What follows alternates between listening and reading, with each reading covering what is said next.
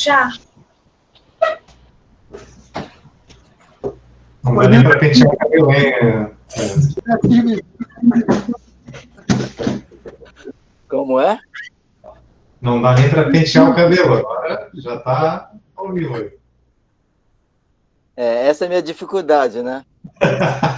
Eu tô bem rápido, depois para secar o cabelo é um problema, viu?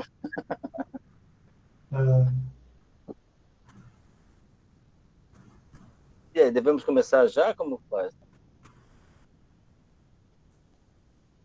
O que vocês acham? Ele informou que vai atrasar? Ele falou que está chovendo, o sinal está intermitente, talvez ele não consiga entrar. Então, aí ele entrou. Ah, entrou? Opa.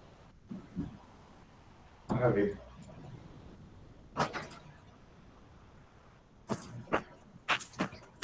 Não estou vendo. Ele entrou e saiu. Ah, entrou. Entrou. Então, Vanilda, agora não tem mais desculpa. Cadê? Eu quero ver o Fanã, senão não começa.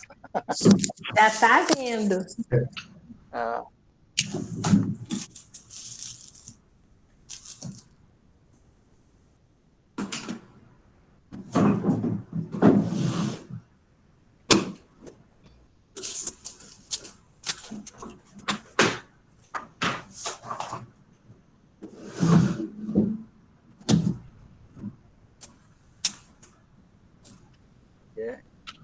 Tudo bom, gente? Tá aí?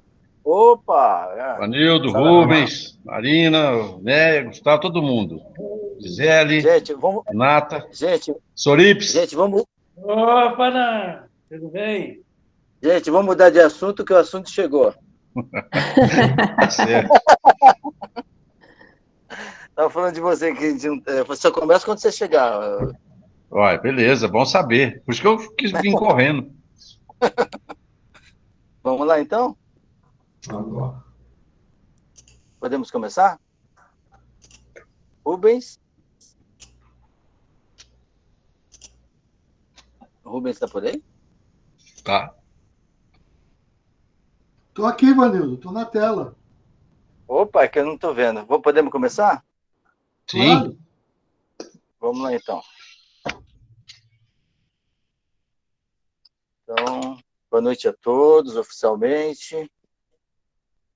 Eu sempre fico muito feliz às quintas-feiras. Eu não sei porquê, mas eu acho que um dos motivos deve ser por encontrar vocês aqui. E eu peço que todos fiquem em posição com a coluna ereta, né? Mantendo a respiração bem suave, pedindo orientação para que esse estudo possa ser muito proveitoso hoje, como tem sido todos os outros encontros. E hoje especial, possamos matar a sede de conhecimento e ampliar os horizontes, né? E principalmente que todo esse conhecimento que porventura venhamos a ter hoje possa ser usado no nosso dia a dia, na prática, no crescimento nosso e de todos aqueles que estão em volta. Estão em contato com a gente, que a gente possa ser, de algum modo, um multiplicador disso. Primeiro para a gente conhecer, isso está sedimentado no nosso conhecimento, e aí, de uma forma tranquila e natural, a gente possa mostrar às demais pessoas o que aprendemos aqui. Então, em posição de prece, fazer uma oração.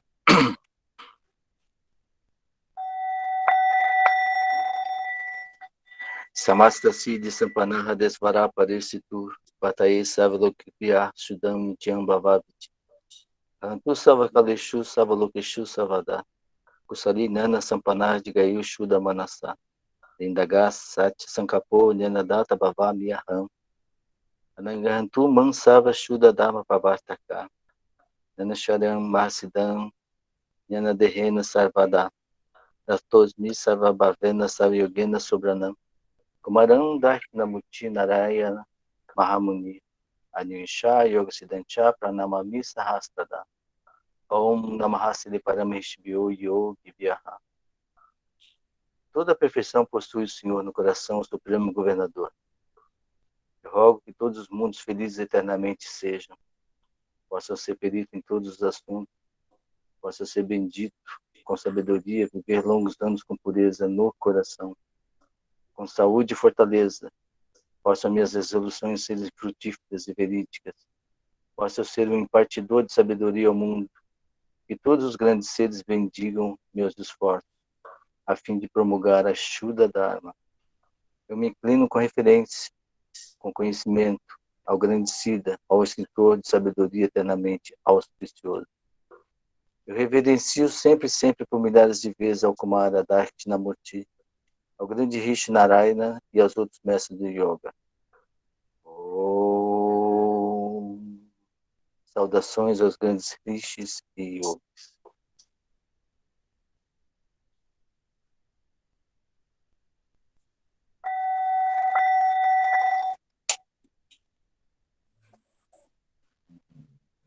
Bom, obrigado, pessoal, obrigado.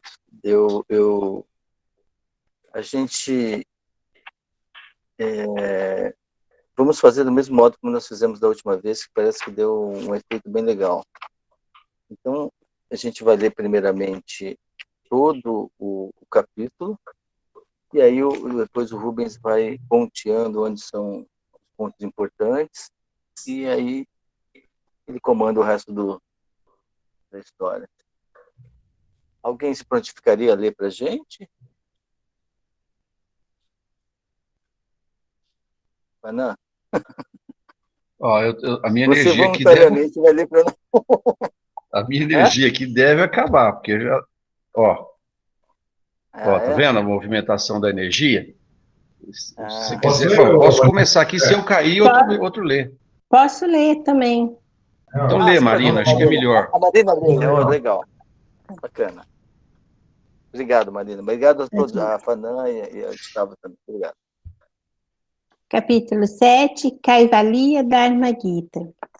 Pergunta de Arjuna com referência ao status do aspirante, o qual o capacita a alcançar Brahma Prapti, transcendendo a Prakriti. Perguntou Arjuna: qual é o elevado conhecimento? Qual é a maneira de atuar? Qual é a ciência? E como orientar as ações para capacitar um aspirante a alcançar a realização brâmica que transcende o plano material? Respondeu o bem-aventurado Senhor: eu revelarei agora o que deve ser conhecido, o conhecimento pelo qual o aspirante alcança o supremo entendimento de que Brahma transcende o processo sansárico mundanal. Aquele compenetra tudo e tudo dirige, já que é onividente, onisciente, onipresente, meta de toda revelação, o todo que tudo inclui. Dotado com o funcionamento de todos os sentidos, acha-se, contudo, livre da escravidão que eles impõem. Desapegado, protetor de todos os dharmas, atua sempre sem ser afetado pelos 3 gunas, residindo na Daiva Prakriti. Aquele reside fora e dentro de todos os seres, móvel e imóvel, incognoscível, sutil, ilimitado, remoto e próximo. Inseparável em todos os seres, reside dentro deles como se estivesse separado. Aquele deve ser conhecido como sustentador de todos os seres, estimulando o pravriti e o nivriti do processo sansárico mundanal. Aquele é a luz de todas as iniciações, está mais além, iluminando as trevas da existência temporal. É onisciente, a busca de todo conhecimento alcançável através deste mesmo conhecimento, e mora na câmara etérica do coração de todos os seres. Quando o aspirante percebe a multiplicidade centralizada no uno, como também a percebe irradiante e emanando daí, ele então entende Brahma. O aspirante, sempre consciente de mim e executando todos os atos, consciente de que são dirigidos por mim, alcança, por meio de minha átmica graça, o eterno estado imutável. A árvore Aswata, cujas raízes estão em cima e seus ramos se estendem para baixo, é declarada eterna. Suas folhas significam os muitos Gayatris. O aspirante que assim entende isso é sábio nesta ciência. Esta árvore estende seus ramos para baixo e para cima. Eles se manifestam diferentemente por meio dos gunas, sattva, rajas e tamas, e suas gavinhas significam o princípio causal. No mundo dos homens, estas brâmicas manifestações presidem sobre o tríplice Vyavasaya,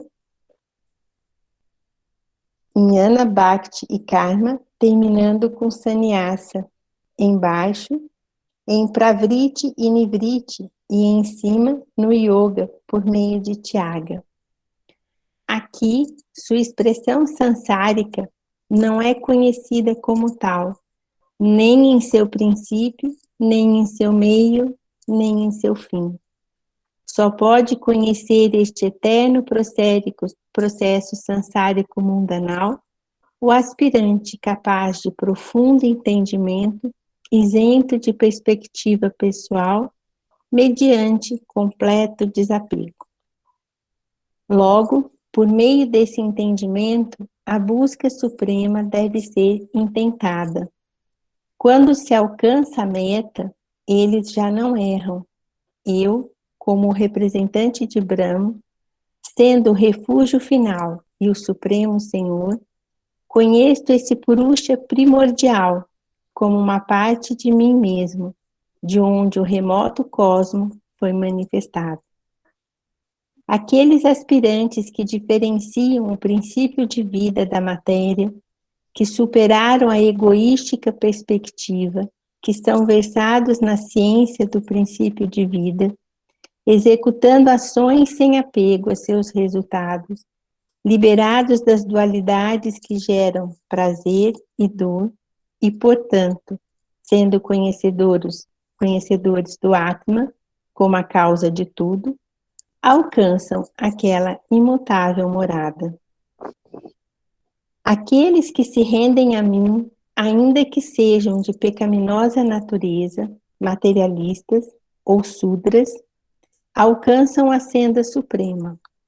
Com maior razão, alcançam aqueles que são conhecedores do Atma, como a causa de tudo, e também os devotos e sannyasis. Aspira tu a mim, sabendo que o cambiante processo sansárico mundanal é minha manifestação. De outro modo, tudo isso seria insípido e desagradável. Aspirantes como os Jnanis, Bhaktas e Karmatas, conhecendo o funcionamento tríplice, adoram-me, buscam elevada realização. Eles, alcançando a transcendente luz da câmara do coração, realizam ali as beatitudes divinas.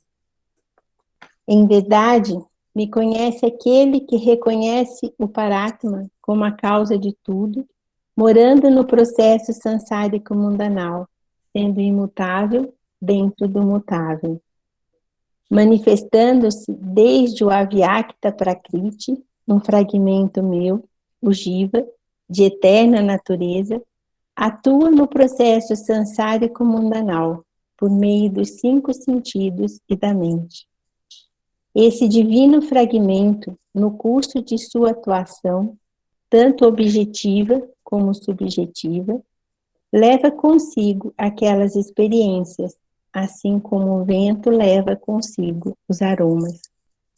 Este fragmento, através da audição, visão, tato, paladar e olfato, como também da mente, adquire experiências através do contato com os objetos.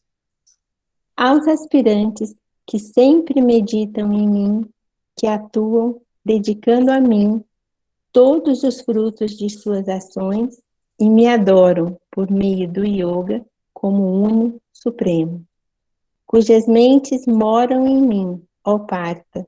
Ao longo de 6 meses, eu o salvarei do abismo do oceano de ignorância da existência. O aspirante, reconhecendo que as ações não me atam e que eu não anelo por seus frutos, não fica atado pela execução das ações. O yogi, depois de haver conhecido este ensinamento, transcende a recompensa do mérito atribuído pelos Vedas, a yagna, tapas e dana, alcançando assim o elevado estado de Mahat Kaivalya. Muito obrigado.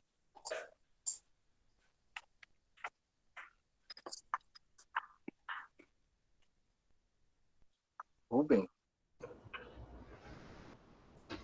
Então, uma vez mais, boa noite a todos. É um prazer e uma alegria encontrar com esse grupo tão harmonioso, que tem essa energia tão boa.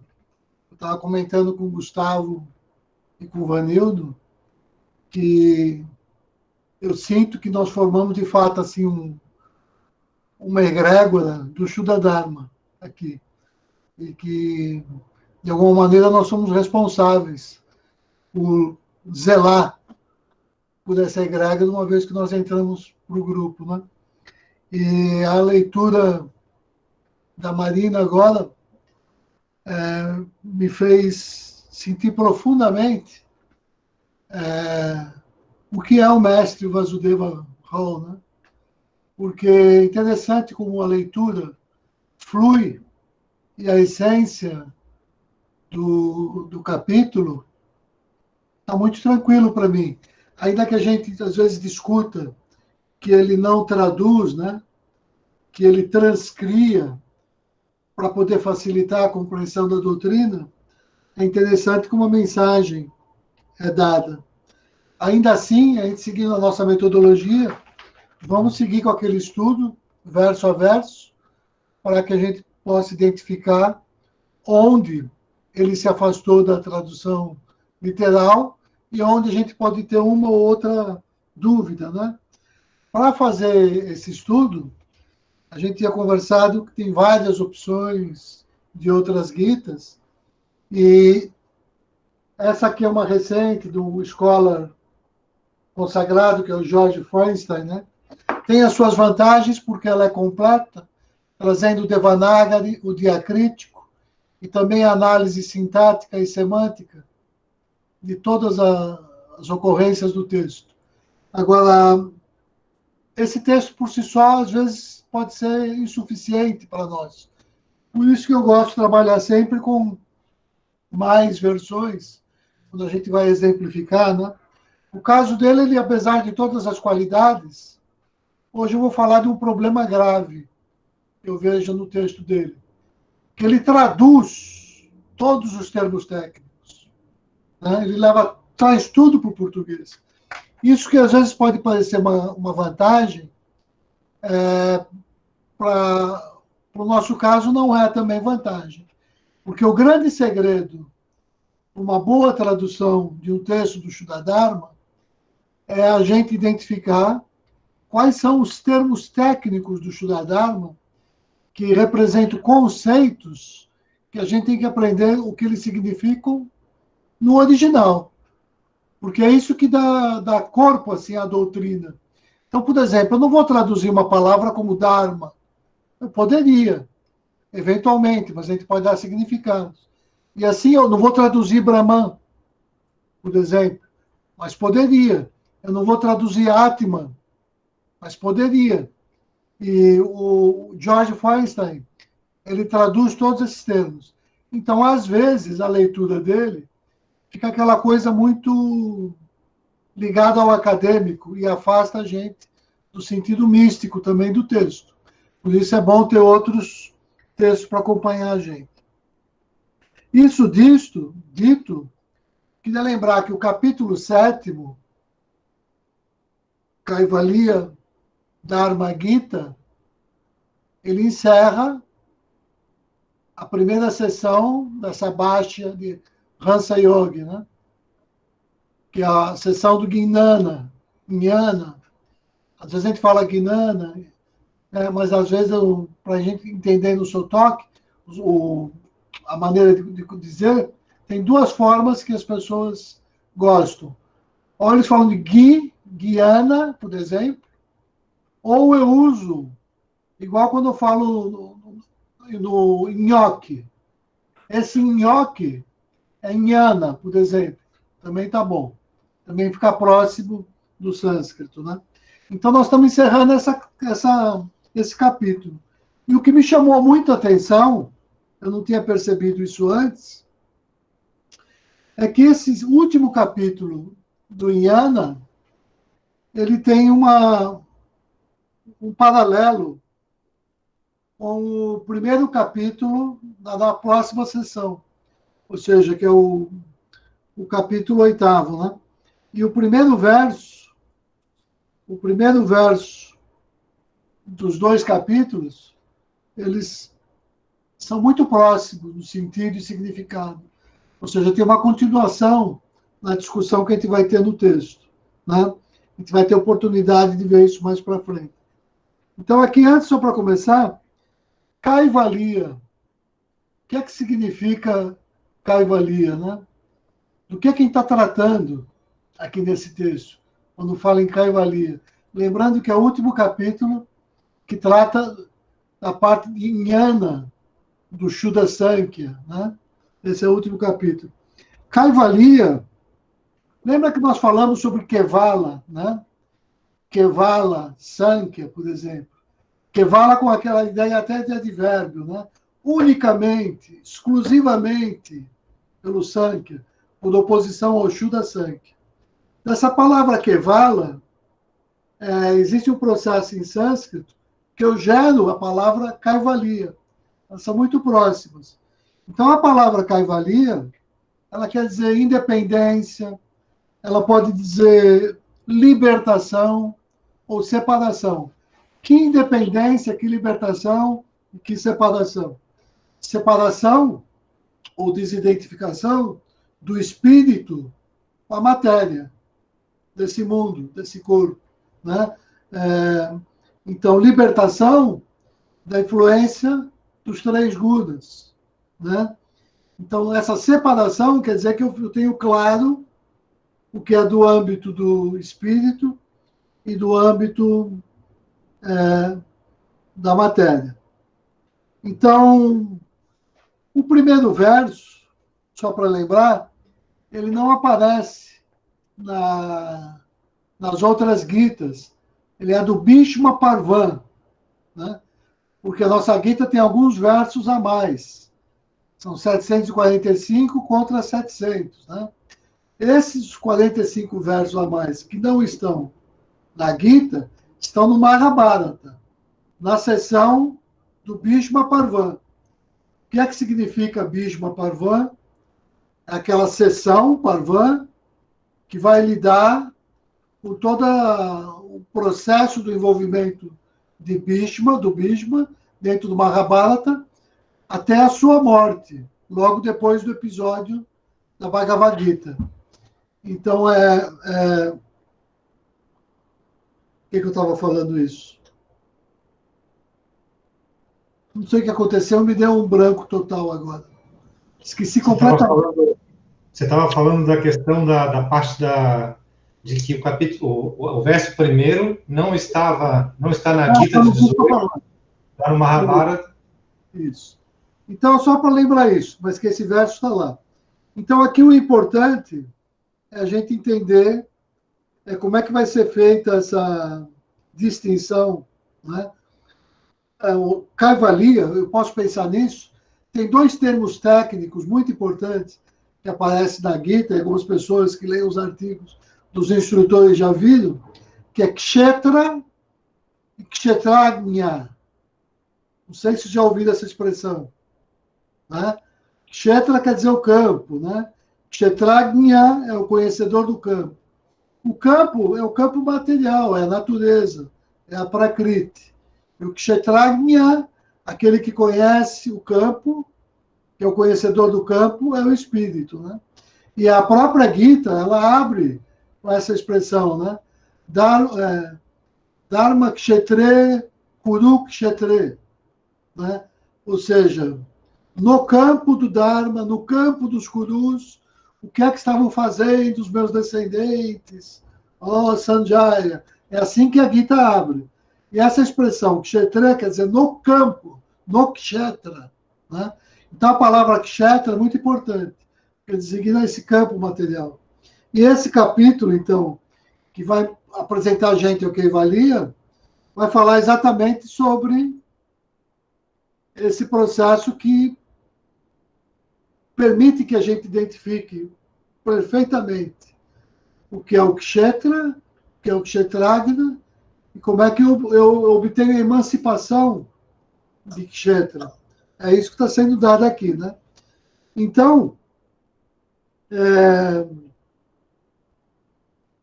o texto já foi lido assim tão bem, eu só queria trazer algumas palavras dentro daquele nosso estilo, né?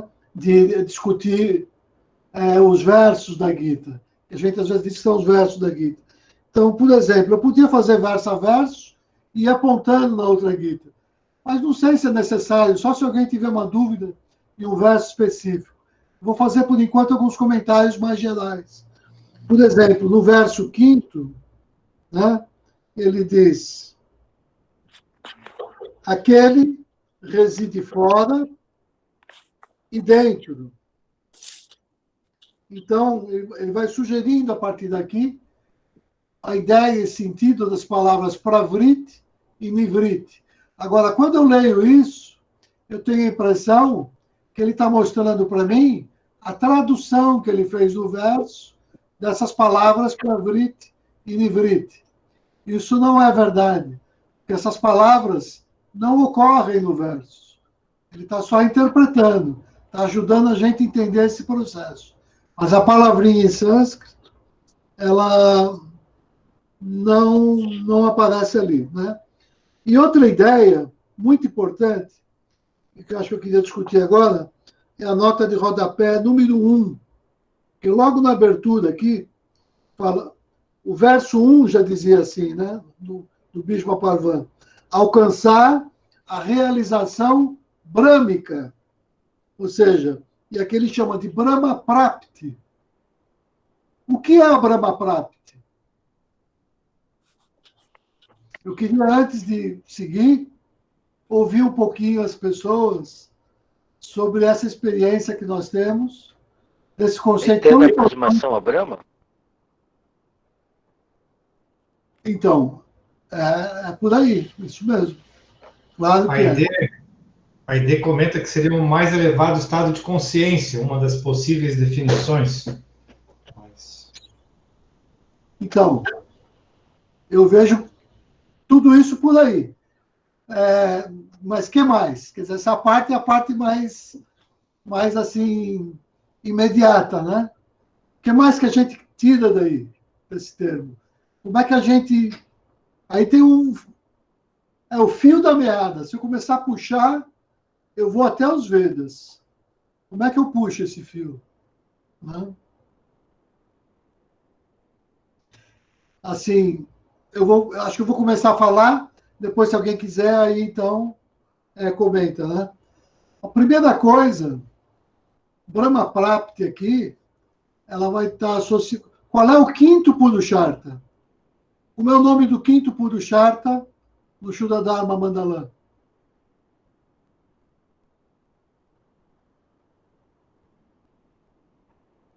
É a Prapti. É a Prapti. Então mas isso aí me leva a uma outra discussão. O que é que são os Purusharthas? O que são os Purusharthas? Quais são os Purusharthas? E por que esse é tão importante? Né? Então, eu vou fazer uma... É claro, pegar de surpresa assim é quase que maldade. Mas vamos fazer uma revisão, né, desse material. Né? Então, dentro da tradição védica, dentro de toda a tradição lá das Upanishads, dos Vedas e do próprio Mahabharata, se você for falar em qualquer outra escola, eles vão falar em quatro Purusharthas. E o que significa a palavra Purushartha? Purusha Artha. O que é que significa essa palavra, Purushartha? Né? Purushartha tem várias traduções, mas são os propósitos superiores, os poderes do Purusha, os poderes do coração, aquelas vocações maiores que o espírito humano tem que realizar na sua experiência, na sua passagem pela matéria. Então, dentro da tradição védica, tem 4 Purusharthas: Artha, Kama, Dharma e Moksha. O Shuddha-dharma vai falar em Prapti, que é o 5º. O que isso quer dizer? Que esses 3 primeiros Purusharthas, Artha, Kama e Dharma, isso é o que estrutura a vida social das pessoas. É o que a gente vive quando eu regulo as leis, né? Todo o Dharma da família, o Dharma da vida em sociedade, o modo de viver, né? Eu tenho os propósitos humanos, as aspirações humanas. Uma tradução da palavra arta também é aspiração. Então, todos esses propósitos, inclusive de prosperar, né? A prosperidade em todo sentido, remonta à arta. E Kama tem essa ideia de prazer e satisfação assim, física, tudo aquilo que me traz alegria, prazer, e no limite até prazer sexual, né? Tem a obra lá chamada Kama Sutra, né? Que especificamente lida com a parte sexual. Mas a palavra Kama lida com todos os tipos de prazeres, tudo aquilo que diz respeito à nossa natureza material. E o Dharma, bom, a gente não precisa falar. Então, essas 3 funções, elas vivem numa espécie de tensão com o 4º Purushartha, que é o anseio de libertação de tudo isso, de libertação do mundo e de realização espiritual. Tanto que ainda vivia essa contradição entre os 3 Purusharthas de um lado e o 4º do outro. E o Shuddha-dharma mostra que eles estão em harmonia, tem uma continuação tranquila entre eles. E isso se dá pelo 5º Purushartha. Porque para nós, além de moksha, que eles chamam que é a realização, quando a pessoa está autorrealizada, ela atingiu moksha, a liberação final. Para nós, não existe bem isso, existe prapti, né? Que aí a gente associa com esse... A gente começa a entender esse movimento eterno, de eterna aproximação ao sagrado, que a gente chama de Brahma Samipya, né? Ou seja, convergência assintótica para o sagrado. Isso vem com a ideia de Prapti. Isso está presente na Gita, na Bhagavad Gita. Mas, ou seja, é como se a Gita estivesse postulando um 5º Purushartha, que antes não se falava dele, porque não existia a Gita, é a Gita que traz isso. Agora, o que acontece é que isso está sugerido de uma maneira tão sutil que os estudiosos, até hoje, falam em 4 Purusharthas. É o Shuddha-dharma que fala do 5º. E fala com propriedade, porque o texto da Gita traz a Prapti. E é ela que harmoniza todos os outros. Então, aqui a palavra Brahma Prapti, ela me permite fazer esse vínculo com toda a tradição dos dos 5 Purusharthas, né? Então, a realização brâmica, na verdade, envolve esse entendimento dos 5 Purusharthas, mas o quinto é a síntese dele. Mas eu tenho que dar conta dos outros 4 sempre, né? Tenho que entender exatamente como eu depuro da compreensão material até a sua compreensão mais sutil e espiritual de cada um dos propósitos do coração, né? Porque é aí que eu vou poder responder a pergunta crucial do Shuddha Dharma, que é o desejo de todos nós, que é instituirmos como nosso guru o coração. Esse é o verdadeiro guru, onde mora o Ishvara, onde está o Atman. Esse é o verdadeiro instrutor. Como é que eu confio nesse instrutor? Eu tenho que aprender a responder essa pergunta, né? Como é que eu aprendo a auscultar a voz do coração, né? Eu vou dar um exemplo grosseiro. Tudo isso tem a ver com prática. Quando eu começo a experimentar desse fogo, da luz do coração, que é essa libertação dos gunas que ele está sugerindo aqui, né? Como é que eu aprendo? Vou dar um exemplo. Gandhi, ele conduziu toda a sua vida dizendo que ele desenvolvia essa sintonia fina e ele sempre auscultava o coração e só se movia a partir do espírito que se manifestava para ele no seu coração, né? Então, olha que maravilha, está aí. Existe uma voz, que é a voz do espírito em mim, que me empodera, e que eu posso aprender a ouvir essa voz, né? O Gandhi exercitou isso em parte. Então, parece uma coisa simples, são as inspirações e tudo mais. Aí eu vou dar um contra-exemplo. O assassino de Gandhi, quando matou Gandhi, disse a mesma coisa. Eu ouvi o meu coração, né? Porque ele era ressentido por causa da fraqueza de Gandhi para negociar a questão da independência com a Índia e a relação com os muçulmanos. Então, os dois disseram que estavam ouvindo o coração.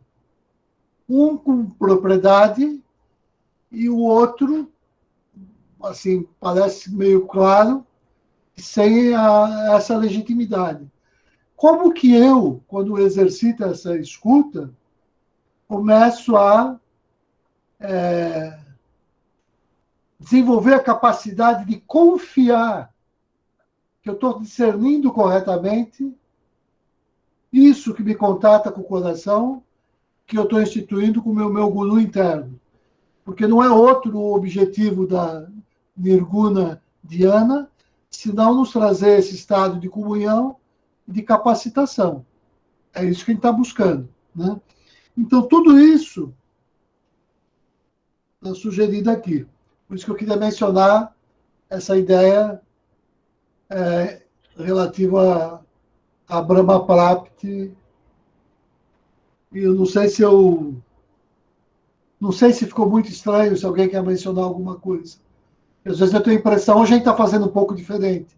Nós já estamos funcionando nesse novo modelo. Então a gente tem que ir aprendendo a funcionar, né? Para que a gente estabeleça um diálogo e que ninguém fique assim calado por não ter oportunidade de se manifestar, ou com uma dúvida, ou precisa se entender se a gente está indo na direção certa, que é a boa para todos, né? Então, isso que eu falei até aqui, tem alguma coisa assim que parece estranho?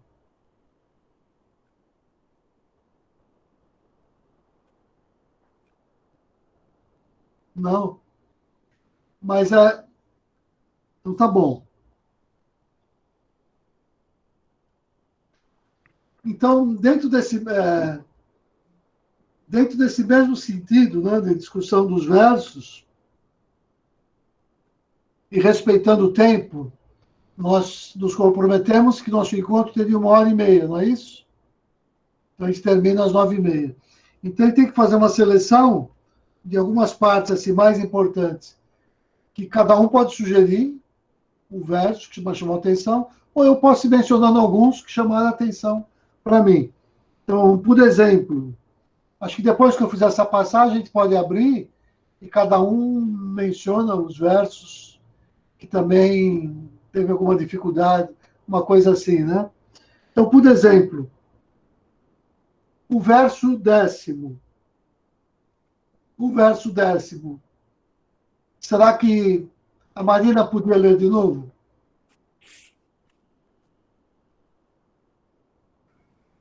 Leio sim. A árvore aswata, cujas raízes estão em cima e seus ramos se estendem para baixo, é declarada eterna. Suas folhas significam os muitos Gayatri. O aspirante que assim entende isso, a árvore do processo sansárico mundanal, é sábio nesta ciência.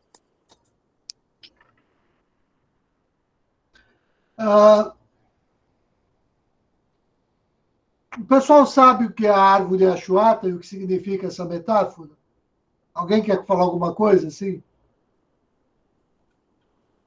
Teria o mesmo sentido do que a gente conhece aí da tradição judaica, a árvore da vida? Agora sou eu que conheço menos da árvore da vida na tradição judaica. Eu teria que entender essa metáfora melhor, né? Não, eu queria saber se a gente já fez leitura sobre a árvore Ashwata mesmo. Não. Porque essa metáfora é uma metáfora importantíssima da Gita, né? Ninguém conhece a metáfora. Porque é uma árvore estranha, né? Que as raízes são voltadas para o céu, né? E os galhos são voltados para baixo, né? Bom, primeiro, o que é a Ashwata? A gente lembra por que a árvore tem esse nome? Eu acho que isso a gente já falou em alguma reunião, né? Essa árvore frondosa que produz muita sombra era onde eles amarravam os cavalos. E Ashwa quer dizer cavalo. Então, Ashwata é exatamente aonde se prende os cavalos. Esse é o significado da palavra, né? Que dá a ideia dessa árvore sagrada. Agora, aqui, eu acho que eu vou começar, só para a gente entrar no tema, lendo, porque olha só, esse verso, como eu sempre lembro, tem 5 ou 6 linhas que ele deu para traduzir assim, esse verso. Na verdade, é porque ele está interpretando. E ele seria na Gita tradicional, no capítulo 15, o verso 1 de abertura, né? Que diz assim, nessa leitura do Fernstein, dizem eles que a imutável árvore da Ashwata tem as raízes em cima e os ramos embaixo, e que suas folhas são os hinos védicos, e aquele que sabe disso é um conhecedor dos Vedas. Só isso. Aí eu vou ler já o seguinte, que na verdade é melhor entender todo o contexto, né? Então é como se fosse assim, olha, o verso nosso, da nossa Gita, o 10, o 11, o 12, o 13, o 14, até o 14, está falando do mesmo assunto. Então, nós já lemos. Eu vou ler esses versos na tradução do Jorge Feuerstein, que é o 15.1, 15.2, 15.3, 15.4. Vai até o 15.5, na verdade. Então, os 5 primeiros versos do Feuerstein, eles indicam os nossos versos, que vão do nosso verso 10 até o verso 14. Então, aqui, olha, ele diz assim, na tradução dele. Eu vou ler tudo de uma vez de novo. Dizem eles que a imutável árvore da Ashwata tem as raízes em cima e os ramos embaixo, e que suas folhas são os hinos védicos, e aquele que sabe disso é um conhecedor dos Vedas.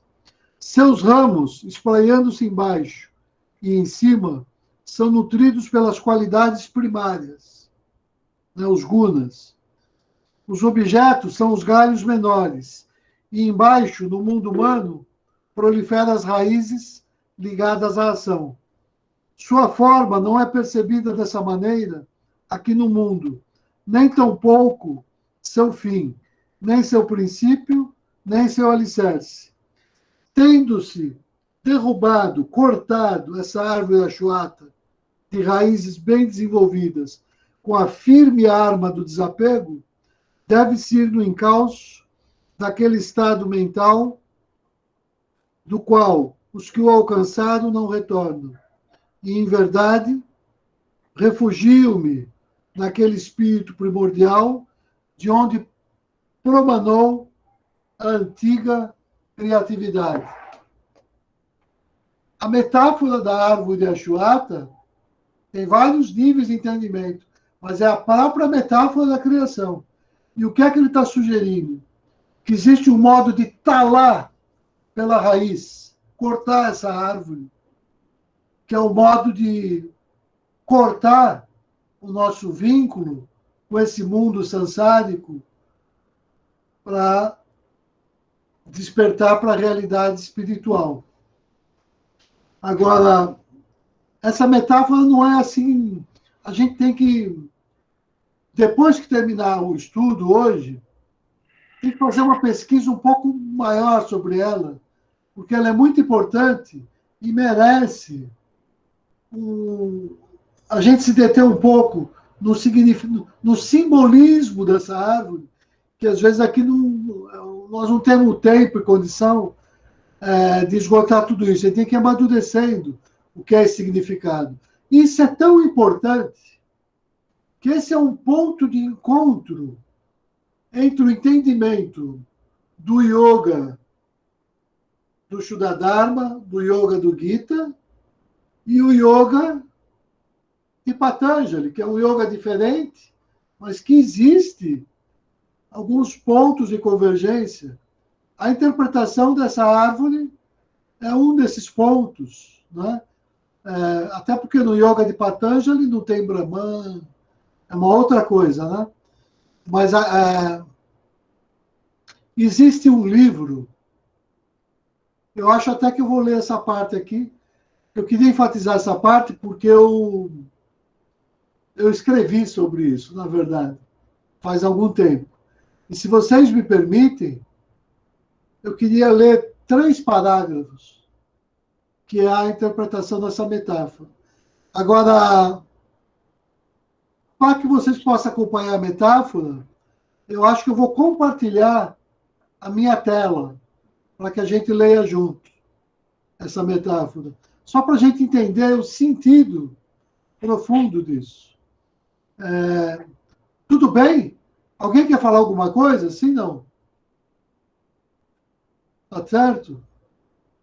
Então, deixa eu apresentar. Compartilhar. Quero compartilhar uma janela. Peraí.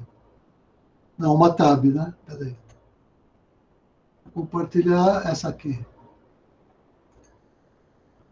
Acho que é isso. Pronto. Vocês estão vendo a tela? Então tá aqui, ó. Tem esse artigo que eu escrevi. Espera aí, só um minutinho. Qual é o nome do artigo? Deixa eu ver aqui. Aqui, ó. A árvore do Shuddha Yoga. Do Bhavana ao Ashtanga e a Vipassana. Estou fazendo uma comparação do Shuddha-dharma. Olha a árvore aqui, ó. Olha o tamanho dessa árvore. Com 3.700 raízes aéreas ela está no Jardim Botânico, lá desse lugar que fica na Índia, né? Então, olha, deixa eu aumentar aqui para ver. Olha só, uma árvore. Tudo isso que a gente está vendo no chão são as raízes subindo para o céu de uma só árvore. É essa árvore que ele está tratando aqui no texto, né? Então, peraí. Deixa eu... Dito isso, claro que eu não vou fazer a comparação aqui de todos os sistemas, mas eu vou ler a metáfora só. Então tá aqui, olha o livrinho aqui que eu mencionei, ó, para quem gosta, A Árvore do Yoga, do Iyengar, onde ele trata exatamente dessa metáfora. Então eu vou ler o texto. A metáfora da árvore invertida, segundo os Yoga Sutras de Patanjali. Que é esse...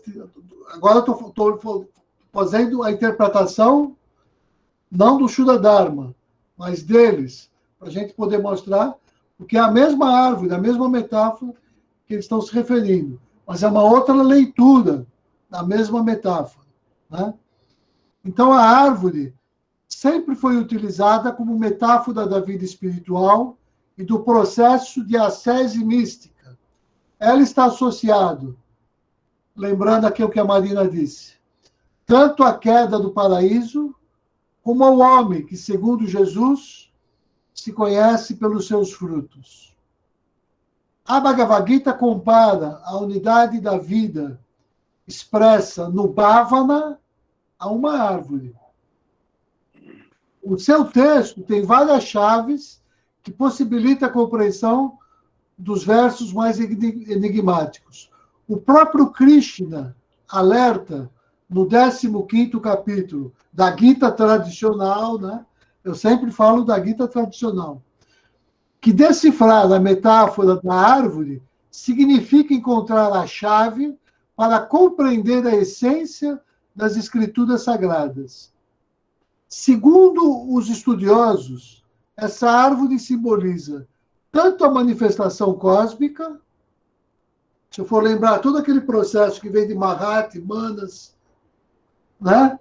Como é que você, o arco dos tátuas, você começa em Mahat, Manas, Ahankara, Gnanendriyas, Karmendriyas, né? Os 5 elementos. Então, esse é um pedaço da metáfora. Deixa eu voltar aqui. Agora acabei me perdendo no texto. Deixa eu achar onde eu estava. Esta metáfora da árvore da unidade da vida, do Shuddha Yoga, discutida no 15º capítulo da Bhagavad Gita, alcançou popularidade na interpretação presente no livro A Árvore do Yoga, do mestre indiano de Ashtanga, Iyengar, publicado originalmente em inglês, com o título A Árvore do Yoga. Aliás, eu tenho o PDF disso, se alguém se interessar. O texto é uma compilação de anotações e transcrições de aulas, palestras, sessões, perguntas e respostas, ocorridas entre 85 e 87, e de discussões com o organizador do livro. O livro está dividido em 5 capítulos. O segundo capítulo, A Árvore e Suas Partes, a árvore Ashwata de raízes invertidas, é associada ao próprio Ashtanga Yoga como um todo. Segundo Iyengar, o seu maior desafio até chegar à compreensão da metáfora descrita na Gita foi permanecer fiel ao seu próprio estágio de desenvolvimento, seguindo o seu caminho espiritual na prática que o Ashtanga ia lhe revelando. Então, a semente da árvore representa a alma. As raízes, os 5 princípios do Yama, para quem conhece lá o Ashtanga, né? As 5 restrições morais do Ashtanga Yoga, né? Os yamas regulam nossa relação com o campo das ações, disciplinando os órgãos das ações, que são os karmendriyas, os braços, as pernas, a boca e os órgãos reprodutores. Toda vez que nos recusamos a agir, impulsivamente, controlamos as impressões que nos chegam pelos 5 sentidos e a mente. Por isso, os órgãos da ação vêm primeiro nessa árvore, fazendo de yama a raiz do Ashtanga. Do mesmo modo, do mesmo tronco se originam das raízes os niyamas, ou seja, as prescrições. Está aqui, né? Sautya, Santosha, Tapas. Isso eu estou falando lá do Ashtanga. Daí, dos troncos dos niyamas, nascem os asanas. Dos galhos brotam as folhas. Daí os pranayamas. Eu vou passar rápido aqui para a gente não perder tempo. Muito, né? Mas eu estou dando a ideia. O pranayama harmoniza o sistema respiratório e circulatório. A própria árvore aparece no nosso pulmão, que é uma árvore invertida, né? Quem tem aquela imagem dos alvéolos, aquela história toda, né?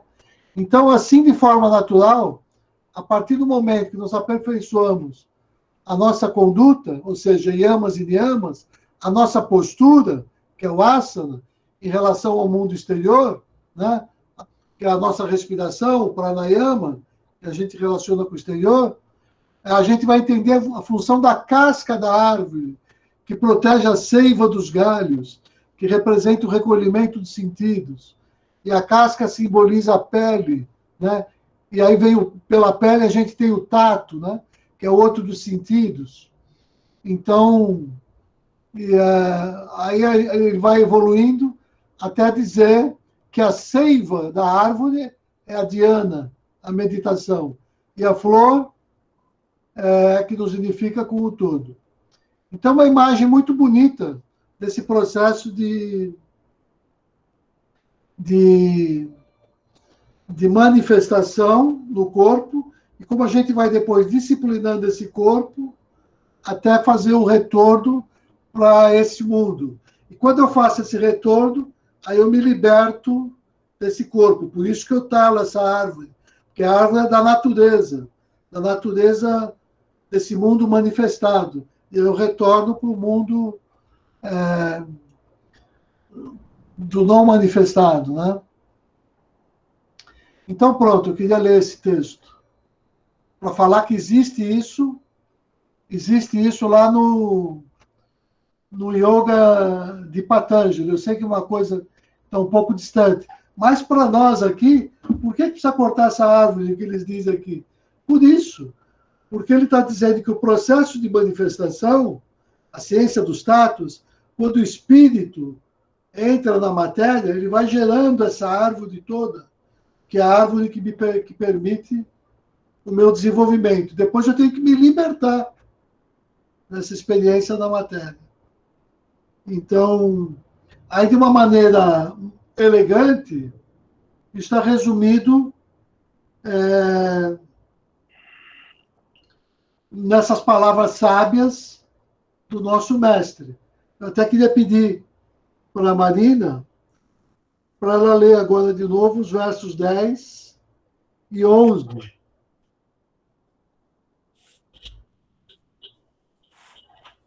A árvore Ashwata, transmutação do processo sansárico mundanal em Swarupa ou forma, cujas raízes, começo, estão em cima, no imanifestado, e seus ramos, Vyavasaya Dharmas, ou as leis de funcionamento, se estendem para baixo, na criação manifestada, é declarada eterna. Suas folhas significam os muitos Gayatris, Dharmas. O aspirante que assim entende isso, a árvore do processo sansárico mundanal, é sábio nesta ciência. Esta árvore estende seus ramos, os Vyavasayas de Karma, Bhakti e Jnana, para baixo, Pravriti e Nivriti para cima, Yoga. Eles, os ramos, se manifestam diferentemente por meio dos gunas, Sattva, Rajas e Tamas, e suas gavinhas significam o princípio causal, Atma. No mundo dos homens, capazes da mais alta evolução, estas brâmicas manifestações presidem sobre o tríplice Vyavasaya, Jnana, Bhakti e Karma, terminando com Sannyasa, embaixo, em Pravriti e Nivriti, e em cima, no Yoga, por meio de Tyaga. Isso. Será que essa discussão que a gente fez ajudou um pouco ou ainda está muito estranho isso?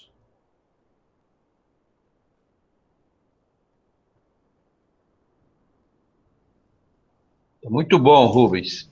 Tá tranquilo? Alguém queria comentar alguma coisa, acrescentar alguma coisa? Rubens. Gustavo, Rubens. Eu tenho ali também uma tradução que é muito semelhante e talvez possa aclarar um pouquinho. Posso ler?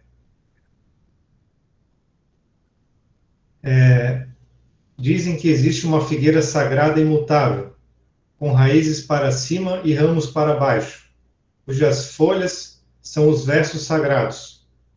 Aquele que conhece é um conhecedor dos Vedas. Para baixo e para cima se desenvolvem seus ramos, fortalecidos pelas qualidades da natureza, tendo como brotos os objetos dos sentidos, e como suas raízes estendidas para baixo, ligadas às ações no mundo dos homens. A sua aparência não é percebida dessa maneira neste mundo, nem seu fim, nem seu início, nem sua permanência. Tendo cortado com lâmina firme do desapego, esta figueira sagrada de raízes bem crescidas, então é preciso buscar o lugar onde aqueles que ali chegaram não retornam outra vez. Eu busco refúgio somente naquele primeiro homem cósmico, do qual surgiu a atividade original. De quem é, Gustavo, esse comentário? Esse é Carlos Eduardo Barbosa. Ah, tá certo. Você tinha mencionado por mim. Isso. Agora, para mim, quando eu leio aqui a nossa Gita também, eu ainda não consigo fazer as conexões com as partes da árvore, né?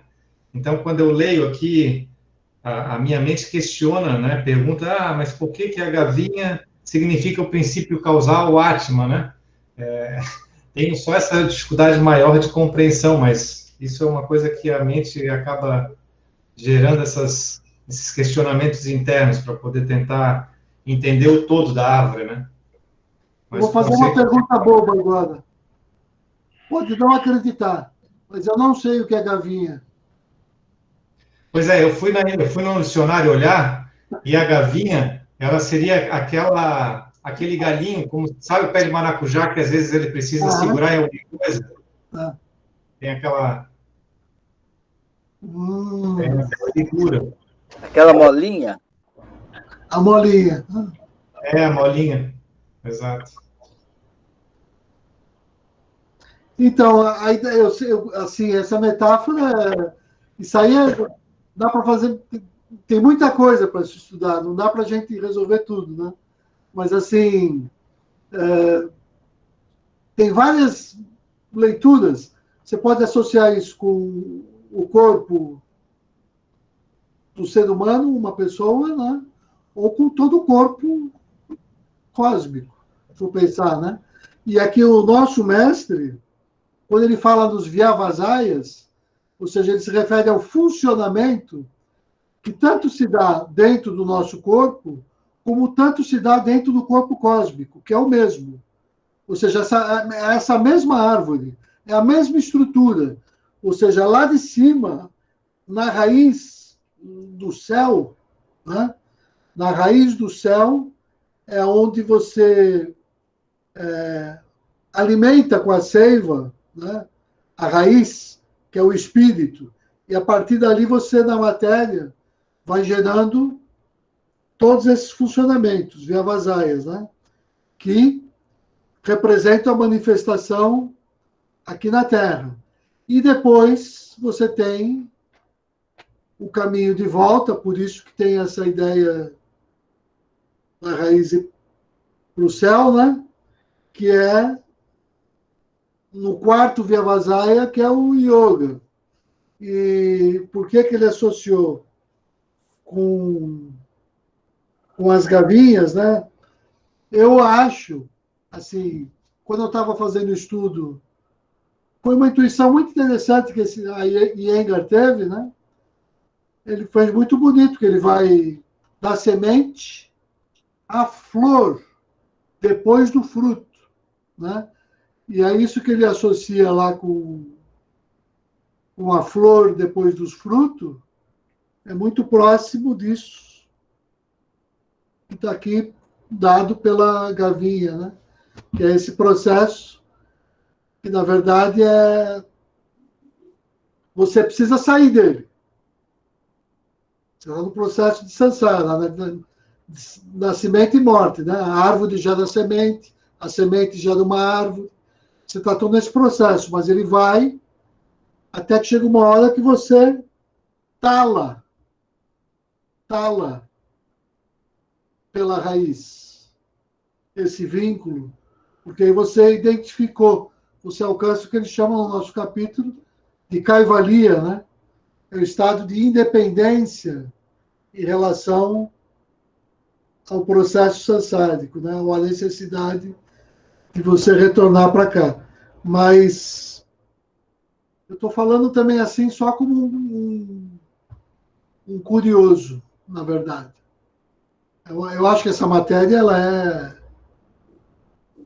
ela dá pano para manga, né? A gente está aqui só chamei atenção para o problema que existe. Agora, a gente não quer esgotar ele aqui porque, né? Mas é uma coisa maravilhosa. Eu sei que essa questão é importante, eu sei disso. Agora, o que ela é exatamente, acho que cada um no seu coração, aos poucos, vai alcançando um certo entendimento disso, né? Rubem, Oi.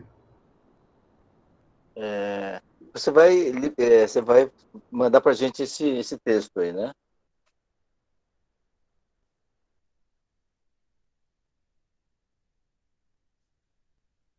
Eu não estou te ouvindo, Rubem.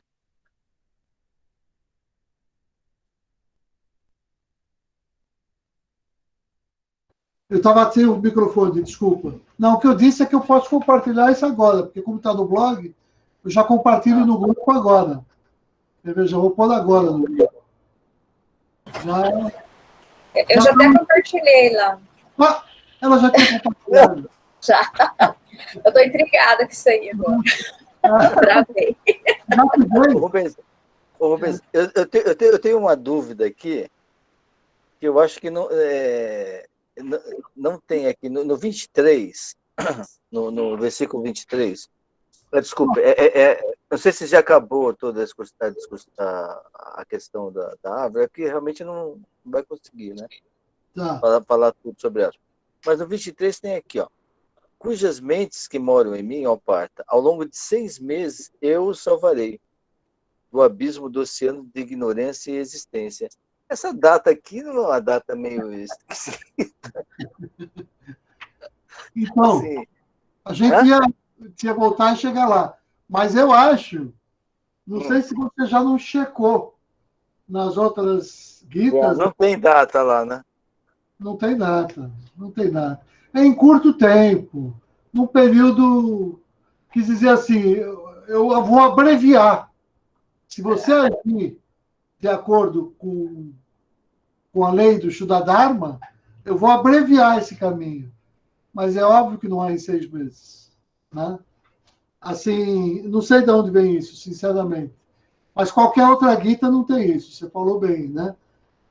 Quem quisesse confirmar, é só ir no capítulo 12, no 7º verso das outras guitas, né? Então, isso não está lá. É claro.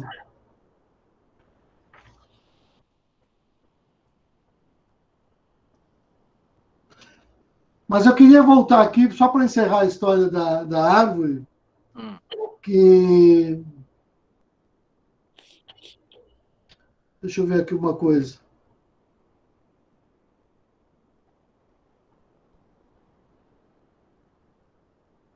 Ele encerra quando ele vai para o verso 15, que aí ele diz assim, né?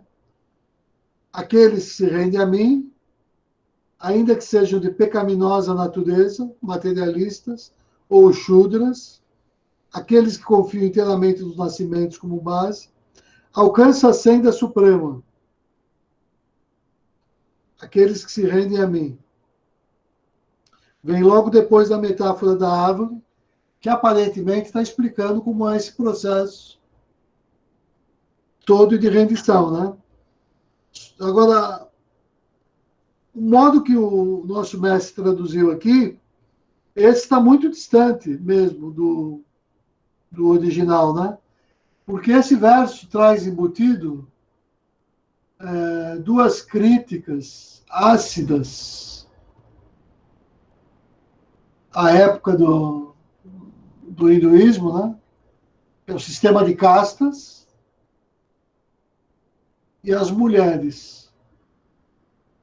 Aqui a nossa tradução não fala das mulheres, deu uma liberada. Mas as castas ainda aparecem. Ele fala aqui, ainda que sejam de natureza pecaminosa ou sudras, né? Ou seja, tem as 4 castas, né? E o Shuddharma e a Gita é uma crítica ao sistema de castas.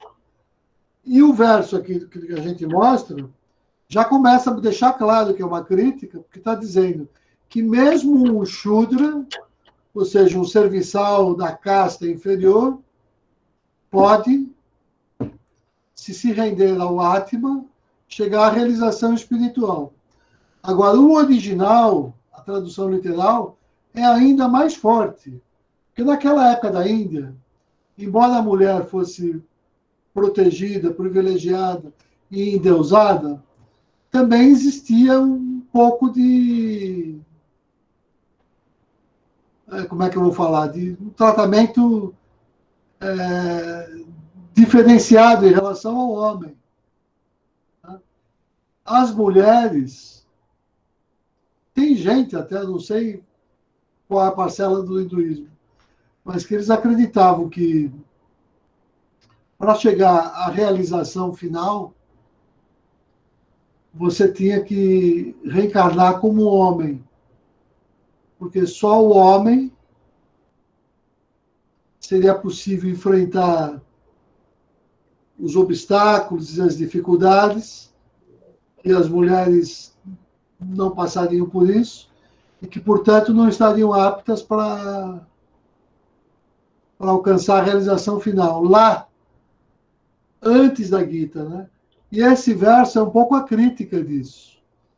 Então, eu queria ler, aqui corresponde ao capítulo 9, o verso 32. Eu queria ver algumas versões de Gitas, o que é que eles dizem no capítulo 9, verso 32, que equivale a esse nosso verso 15.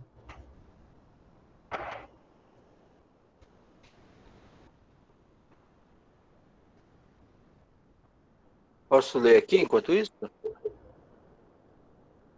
Posso ler, Rubens, aqui? Pode, claro. Ó filho de Prita, pessoas de baixo nascimentos, mulheres, comerciantes ou trabalhadores, elas também alcançam o destino supremo ao se refugiarem completamente em mim. Então, olha só, não é que a Gita está postulando isso.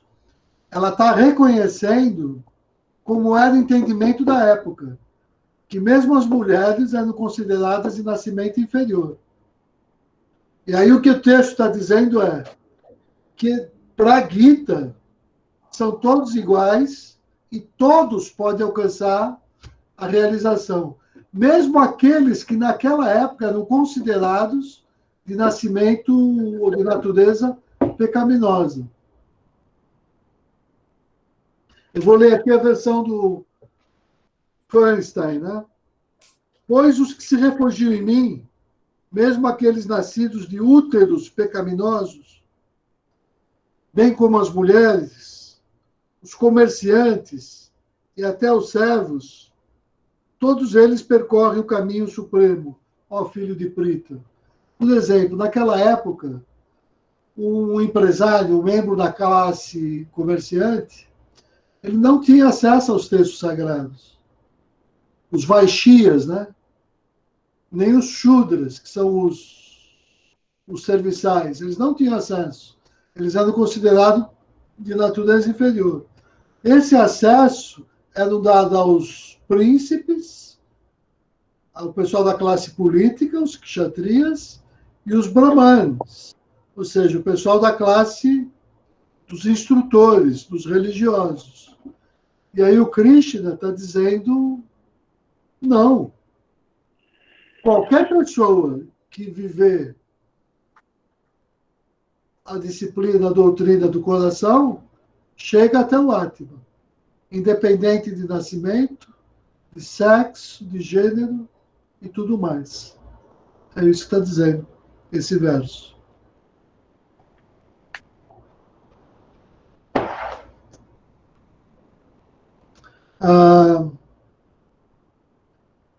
O verso 17 também tem uma coisa interessante. Esse verso aqui, olha só, ele fala, os aspirantes como os Gnanis, os Bhaktas, os Karmatas, conhecendo o funcionamento tríplice, adorando-me, buscam elevada realização. Eles, alcançando transcendente luz da câmara do coração, realizam ali as beatitudes divinas. Mas aí ele diz, Gnanis, e aqui ele diz, Somapa, né, na nota de rodapé, Bhaktas, Puttapas, Karmatas, Yajnaha. Mas aí eu pergunto, o que quer dizer isso?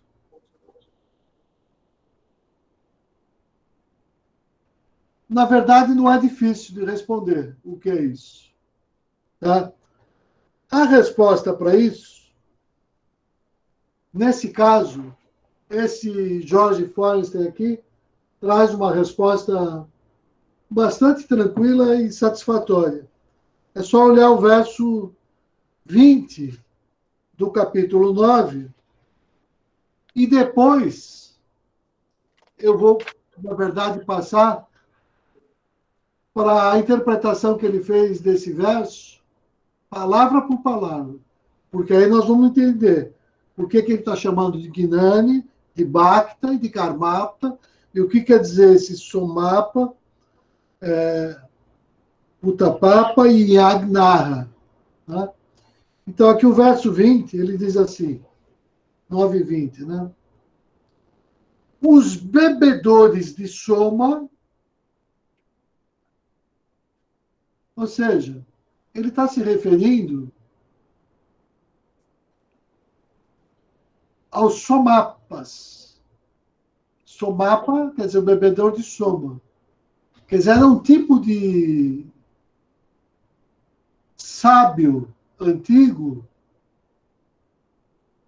que vinha de uma tradição ainda xamânica.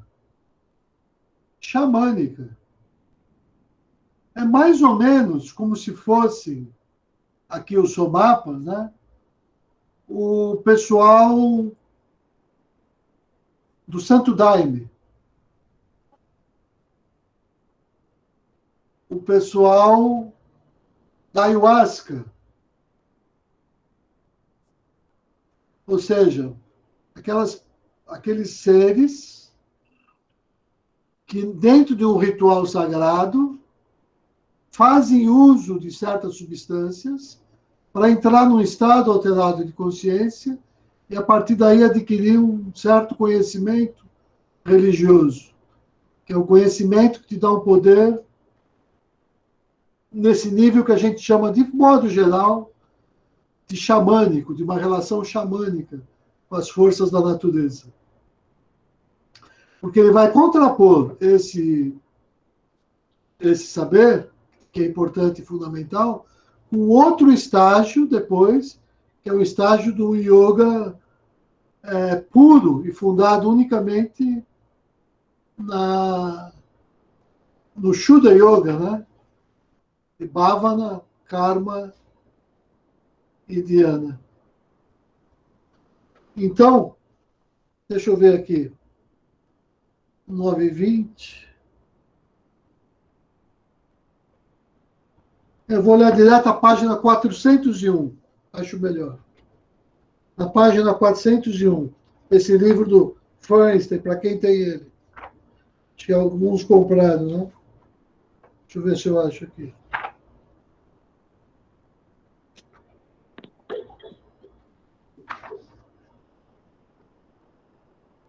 Está aqui, na 401. Aqui, ó. Pena que não são todos que tem, então pode ficar um pouco assim mais difícil para acompanhar.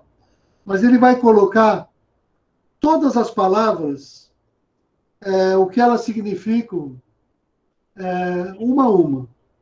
Então,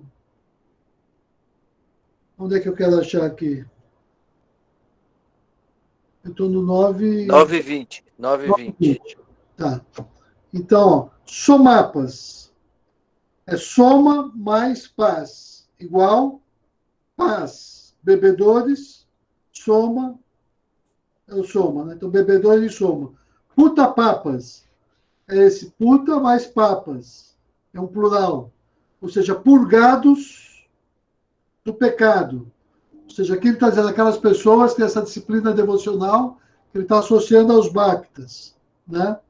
E os yagnis, ou seja, aqueles da linha do Karma Yoga que realizam sacrifícios e austeridades e tudo mais. Então, Yagni vem de Yagna, né? E aqui você percebe, quem está com o texto, que ele faz essa distinção palavra por palavra, até ir, né, ao Senhor dos Mundos, né? Que é essa expressão Surendra Loka, né? Que aqui no 9h20 ele está dizendo. Aqui no nosso ele nem menciona isso. Deixa eu ver na dele aqui.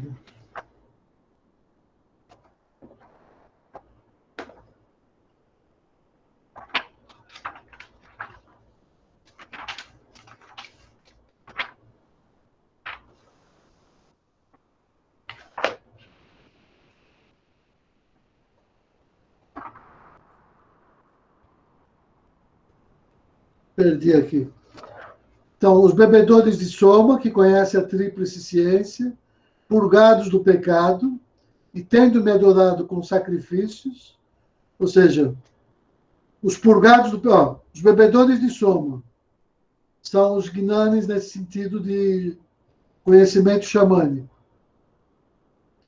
Purgados do pecado são, segundo o nosso texto aqui, os bhaktas, os putapas, né?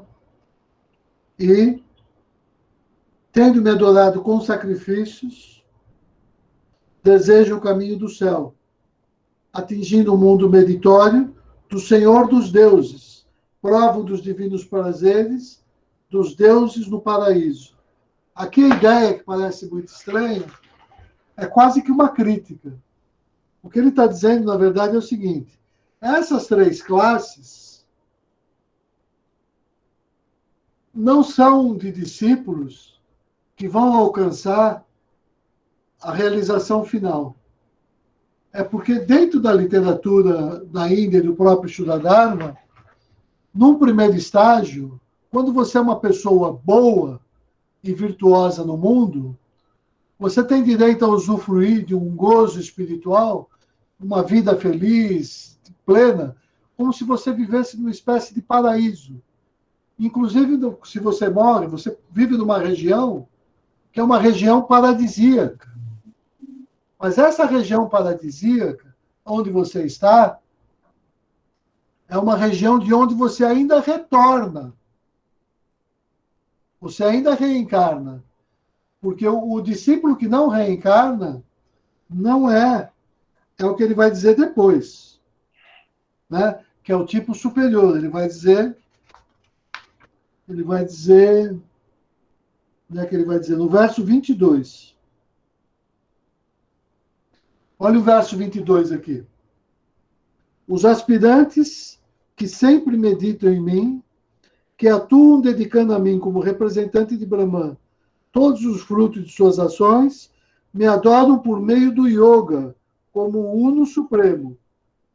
São esses que vivem o yoga, que adoram como, ou seja, que vivem o Shuddha Yoga, é que alcança a liberação do mundo, e não é que ficam desse mundo, desse estágio paradisíaco, mas que ainda retornam.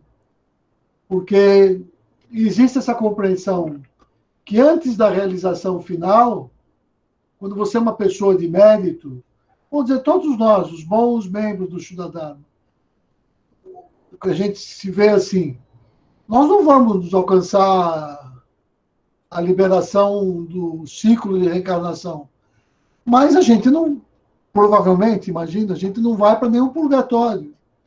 Ou seja, né, enquanto a gente se prepara para uma outra encarnação, você vive numa espécie de céu mental. Toda a mitologia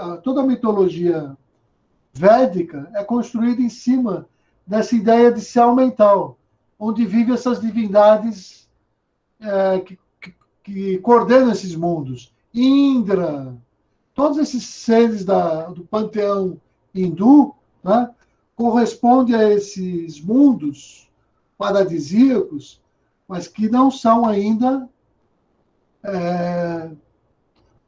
não fazem ainda parte desse estágio onde estaria a hierarquia divina, que não reencarna. Quando você morre, você não vai para Badarivana. Você vai viver uma condição paradisíaca, num mundo controlado, governado por um ser que vai te dar essas condições. Depois você retorna. Mas não é que você vai fazer parte dessa hierarquia espiritual que não reencarna mais aqui, né? Então, esse verso 17 é complicado por isso.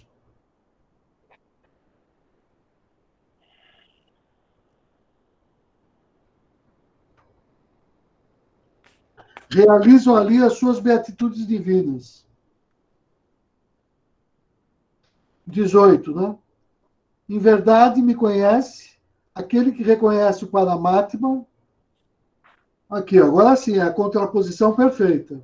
Esse é que é o discípulo verdadeiro.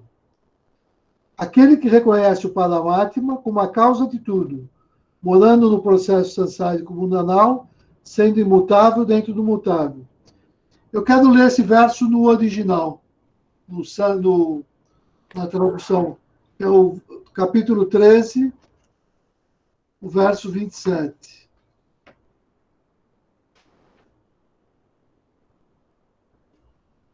Aquele que vê o Senhor Supremo igualmente presente em todos os seres e sabe que ele não perece quando eles perecem, esse realmente vê.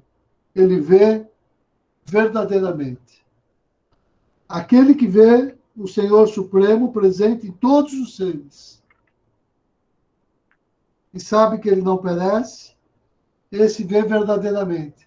Hoje, durante o dia, eu encontrei, assim, numa postagem, né, de um yogi, essa fala, né, que o mundo seria muito diferente se as pessoas, quando olhassem para as pessoas, ao invés de verem a forma e o corpo, se elas vissem o coração, o espírito, a alma. Porque se eu estou olhando para o coração, eu estou olhando para aquilo que é eterno, para aquilo que não morre, então o modo de me relacionar com as pessoas seria diferente. Quando eu olho para o corpo, eu gero antipatia, simpatia, inimizade, e todas as divisões, todos esses rótulos que a gente dá. Mas se a gente entendesse que lá dentro mora o Filho de Deus, e a gente se relacionasse não com o corpo, mas com o Filho de Deus que está naquele corpo, né? Então o mundo seria diferente. E isso para mim é o verso-chave desse capítulo como um todo. É isso que te leva ao estado de caivalia. É a gente fazer esses exercícios.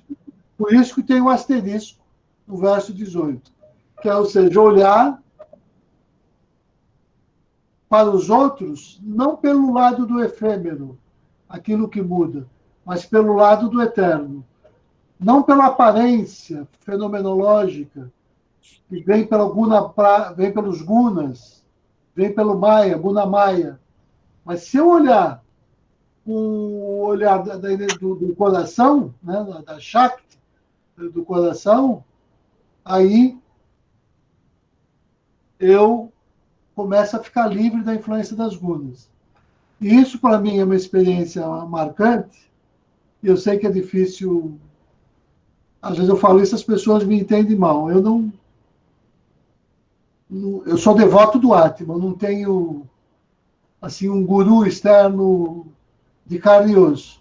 Mas admirei muitas pessoas, claro. E tenho em todos os seres humanos um guru, dependendo da ocasião.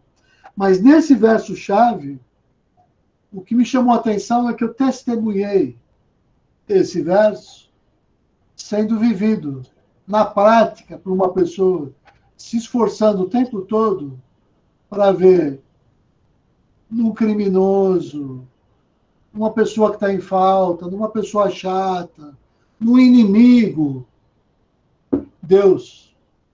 E como é que ele via isso? Fazendo esse exercício de que se tudo é Deus, toda a natureza é Deus, tudo é necessário, quando essa experiência vem para nós, é para ela nos treinar em alguma coisa que nós precisamos do nosso crescimento espiritual. E quando eu faço isso honestamente, não só eu cresço, como eu tiro aquela outra pessoa daquele estado que ela se encontrava e ela começa a brilhar também. Por isso que eu lembro muito que eu via essa frase na Fazenda, com os menininhos, os internos, não? Recuperando de crack, recuperando de cocaína, recuperando de droga, né? Eles diziam para ele: irmão, você é luz. Irmão, você é luz. Você tem Deus no coração. No começo eu achava muito estranho dizer isso, né? Mas isso ajudava a pessoa a se reconectar com o sagrado nela. Então, é isso. Isso é o que leva o último verso aqui, o 3:28, né? Vai falar disso de novo. O yogi, depois de haver conhecido esse ensinamento, transcende a recompensa do mérito atribuído pelos Vedas. Olha só, aquilo agora de novo aquela referência difícil que eu tinha feito quando eu falei, inclusive, da experiência xamânica, tudo mais. Mas está aqui, ó. Isso é védico. Védico. Transcende a recompensa. E o Veda promete o quê? Promete esse céu provisório, paradisíaco, né? O yogi, depois de haver conhecido esse ensinamento, transcende a recompensa do mérito atribuído pelos Vedas, de trigúnica natureza, a yagna, tapas e dana, alcançando, assim, o elevado estado de Mahat Kaivalya, ou seja, o estado de transcendência ou de independência em relação aos gunas, o estado que te permite se entender como o conhecedor da matéria, como o Kshetrajna, que conhece o Kshetra. Então, eu não sei se ficou muito estranho. Hoje eu fiquei sentindo todo mundo com uma cara assim, meio, verdade, de sono, de decepção. Até eu tô nas trevas aqui, ó. Eu acho que era bom cada um falar um pouquinho agora, para ver se ficou muita coisa assim esquisita aí para trás. Esse é um capítulo difícil. Esse é um capítulo difícil. Caivalia, né? Eu acho que era bom cada um falar uma coisinha. Eu só ia fazer um acréscimo aqui, que nessa tradução que eu tenho da Gita, desse 18, ele fala bem dessa parte que tu lançou do Kshetra, do Kshetraga. Ele diz assim, sabe, ó touro dos Bharatas, que qualquer que seja a existência que nasce, inanimada ou animada, ela provém da união do campo com o conhecedor do campo, que foi exatamente como você começou, né? Aí me chamou a atenção. Aonde está isso, Gustavo? Aqui está nesse, o 27, né? Do 9, né? Do 13º capítulo. Peraí, que Gita está falando? Oi? Qual Gita? Essa Gita que eu te falei da tradução do Carlos Barbosa. Tá bom. Agora, eu nunca ouvi, eu queria ouvir quem eu nunca ouvi. Né? Assim, um pouquinho, se fosse possível. Tem a Renata, tem a Gisele, a Marina fala pouquinho, a Néia fala pouquinho, o seu Eurípides já falou uma vez só. Só para dar uma palavra final, para a gente fazer o fecho. Eu quero falar, assim, desde a hora que você chegou no negócio da árvore, para mim, travou. Estou tentando aqui desvendar. E eu acho que é justamente, a impressão que eu tive, que é justamente aí que está a chave de quase tudo, se não for a chave de tudo. Né? E na hora que você colocou o texto, eu já entrei no blog lá e fui lendo algumas coisas, e aí foi me acontecendo algumas coisas aqui, e na hora que eu vi a imagem, né, porque eu até postei no grupo uma outra imagem, que é justamente, eu acho que é uma imagem da Índia mesmo, que é a árvore virada mesmo para baixo, e quando lê aquele texto, né, exatamente o versículo 10 aqui, eu fico imaginando tudo, né, a nossa vida inteira, o sentido da nossa vida, o sentido da existência, e todo conhecimento profundo, no meu ver, está descrito aqui, né, nessa representação, né, a questão e também o próprio capítulo ele vai falar, né, essa questão de lidar mesmo com esses gunas, a experiência, tem um lugar aqui que ele fala que é nos objetos que a gente adquire a experiência, mas, ao mesmo tempo, o nosso, a nossa ambição é justamente se livrar disso tudo, né, e parece, assim, que essa imagem, esse texto, ele faz essa conexão, essa mandala, né, então eu vejo essa árvore como uma mandala da existência, né, algo como vindo de cima, você vivenciando aquilo tudo, e da onde que saem as raízes, né, essas raízes, que você consegue essa força para poder ir, e depois na sua fala, quando você fala a questão da gente ir para um céu, diferente, né, um lugar diferente, então eu fico imaginando que aí também está dentro dessa árvore essa dinâmica, né, se eu acredito nisso tudo, se eu vivencio isso tudo, e quando o texto mesmo fala, quando eu desperto a minha consciência, né, que quando você começou a falar lá no primeiro lá dos Purusharthas, né, do Prapti, quando eu desperto para essa consciência, mas é essa consciência, ou seja, a dinâmica da vida, a mandala da vida, aí eu consigo abrir os olhos, é como se eu tivesse um start, né? E a partir do momento que eu tenho esse start, aí outras coisas vão acontecer, só que aí eu já não sei o que é, né? Então, assim, eu acho que aí tem uma chave. Então, se você sentiu assim, eu acho que esse livrinho, porque o Iyengar, esse livrinho, essa intuição mudou a vida dele. Essa metáfora refez e aí ele escreveu esse livro. Claro que na nossa escola pode ser um pouco diferente, mas é uma coisa tão bonita. Eu tenho o PDF. De repente, seria um livrinho para você te ajudar a desenvolver seu próprio processo intuitivo, a intuição e tudo mais. Se eu esquecer, que pelo horário às vezes eu esqueço, me lembra que eu compartilho o PDF no nosso grupo desse livro, A Árvore do Yoga.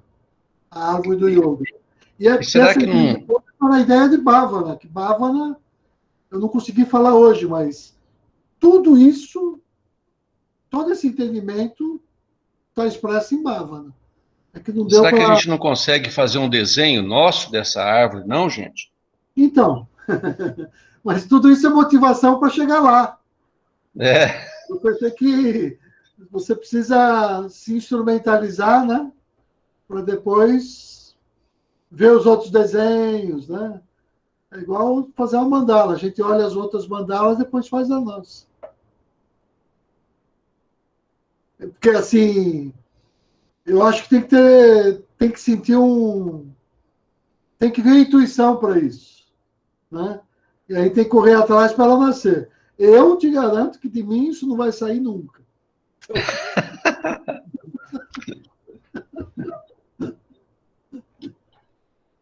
Mas eu queria ouvir... Rubens, desculpa, pode falar, Maria. Desculpa eu. Você vai mandar no grupo, então, o livrinho, o PDF do livrinho. No grupo. Tá. O que eu queria falar é que de hoje, assim, como essa coisa do símbolo, né, sempre me chama muita atenção. Eu estou tendo muita dificuldade de trabalhar com essa metáfora, porque eu ainda não consegui nem imaginar essa árvore ao vivo. Eu vou precisar pesquisar as fotos e tudo mais, e ler o livro para ver como é que isso funciona para mim.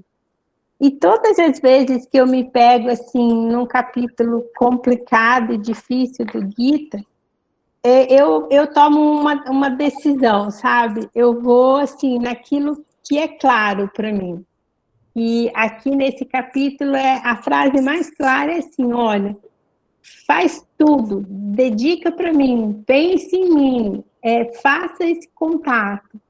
Então, assim, eu procuro me exercitar no dia a dia, e não é fácil, porque acho que no nosso último encontro você estava dizendo isso, né? A gente começa a nossa prática logo cedinho, e quando chega lá pelas 9 da manhã, de repente você se pergunta assim, mas cadê tudo aquilo, todo aquele contato que eu fiz e tudo mais? Então, acho que isso é um exercício para a vida. E desse capítulo foi o que ficou para mim, nesse momento, né? E eu acho que eu vou ter que me aprofundar mais, ver mais o que me chama. É isso. Namastê. Tem a Renata e a Gisele que eu queria ouvir um pouquinho. Se possível, né? Claro.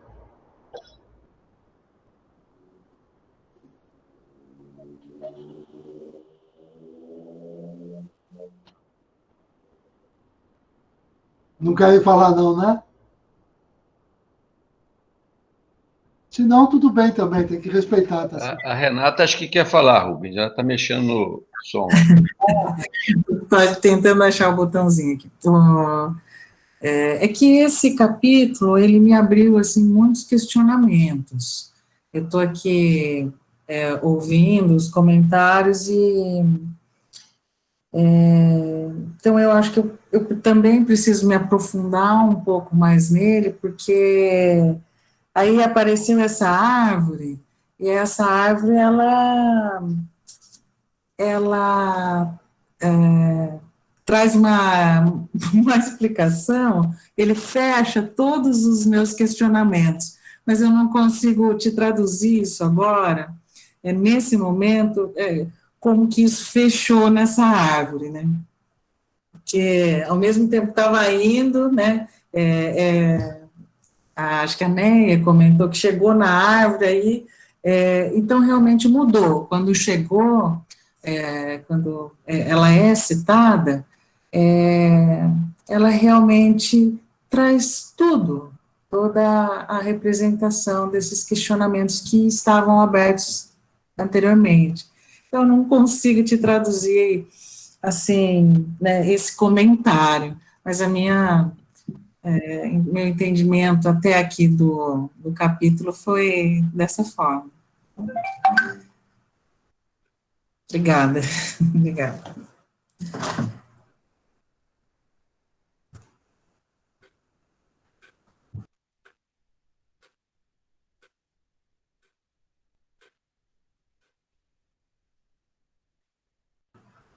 Tá sem som, Rubens. Tá desligado o som. Ah, desculpa. Eu estava dizendo que antes de devolver a palavra para o Vanildo, se possível, eu queria ver um pouquinho da Gisele, claro, né? E que a última palavra tinha que ser do doutor Eurípides. E aí a gente encerrava o dia de hoje, nossa noite, né? Mas a Gisele não falou até hoje, assim. Ela vem no grupo, conversa, já conheço, está ali, né?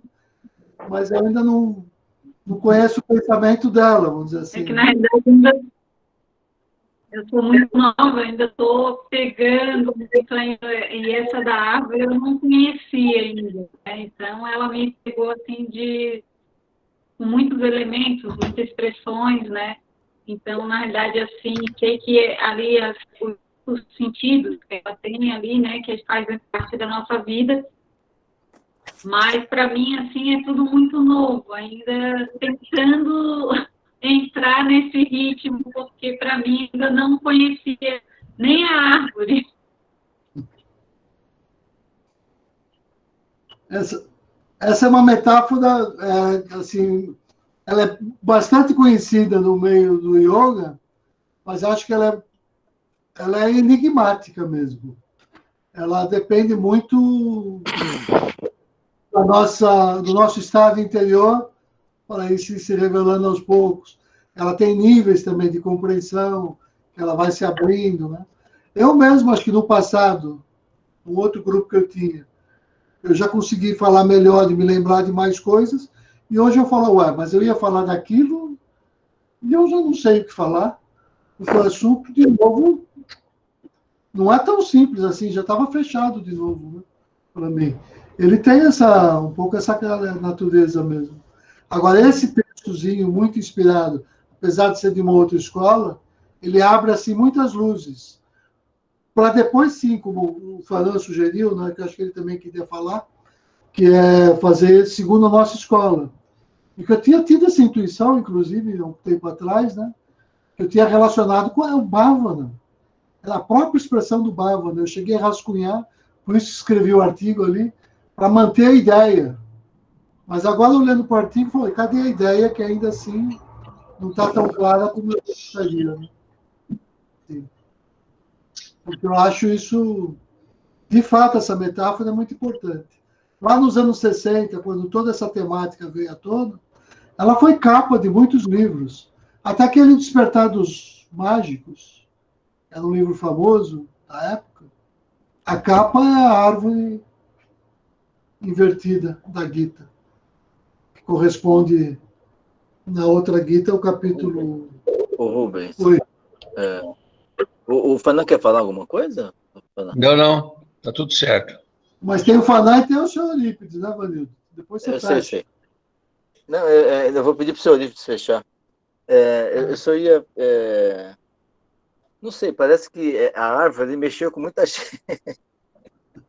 E para a gente não quebrar o galho dessa... Você acha que não compensa a gente abrir uma quinta-feira? Pessoal, você manda esse daí, a gente dá uma estudadinha. Você acha que tem alguma condição da gente fazer um outro encontro, tipo uma quinta só dessa árvore? Aí você acha que isso fica muito complicado para vocês? O que vocês acham? Já que mexeu com tanta gente aí,